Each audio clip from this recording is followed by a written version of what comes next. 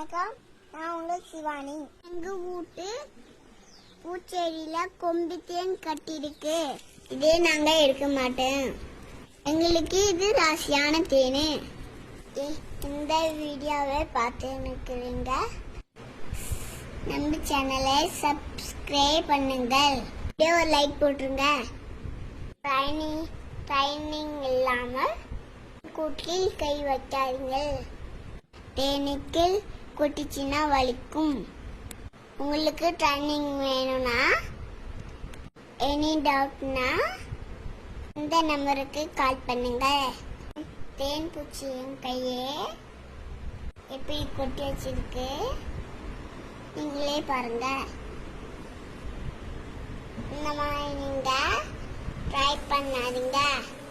வீடியோல சந்திக்கலாம். நன்றி.